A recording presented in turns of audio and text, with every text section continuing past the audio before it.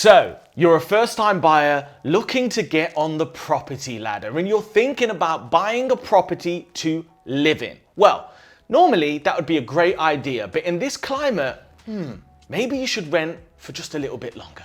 On this video, I'm going to share exactly why.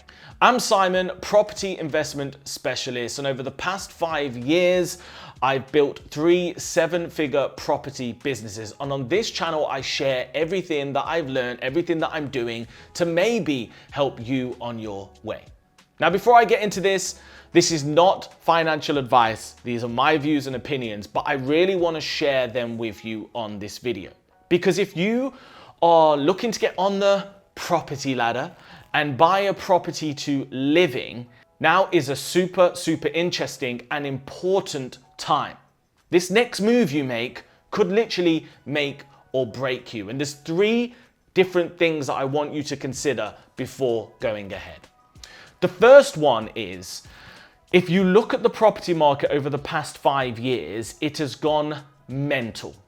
Now, they say property prices double on average every 10 years. And over the past 5 years, I've seen some of my property investments double in the past 5 years, never mind the last 10 years. So what happens is you find yourself at the top of the market.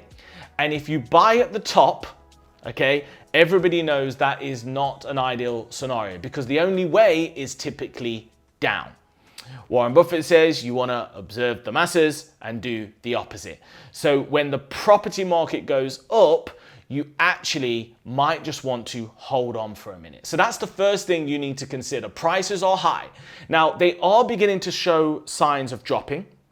All my agent friends say that properties are starting to be, sticking a little bit more because it's a tough time to buy.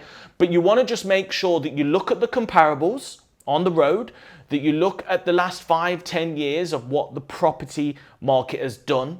A great hack, by the way, is to go onto Rightmove Houses Sold, and you'll be able to find a list of all the properties that have sold over the past few years and make sure that you're not paying over the odds.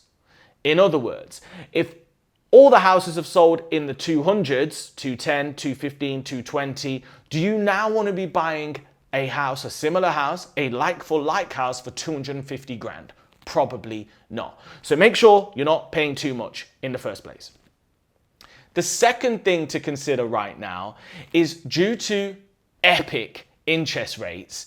If you're buying a property now, your mortgage is going to be way higher than it was previously. And just to give you a little bit of a benchmark, I've been looking at some statistics, and Statista.com actually states that 2-year fixed mortgages have gone from 1.2 to 1.3% all the way up to 5% in just the last 2 years. What that means is you are paying way more every single month than you would have been. Now, do you know what? You might think to yourself, well, rents have gone up also. However, I would argue that they've not gone up to that same level. So at times, it may be best for you to do the maths and compare what it would take for you to buy the property in terms of your monthly expenses versus what it would take for you to rent a similar property and wait till, number 1, the property market falls and prices drop a little bit, and number 2, the interest rates correct and move down a little bit as well, which we are starting to see signs of.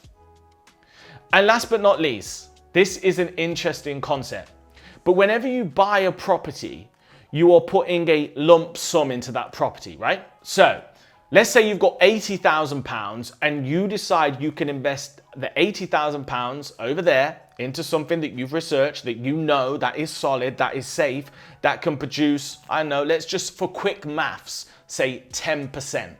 What that means is you can actually generate £9,600 per year from that 80 grand that's coming into your pocket.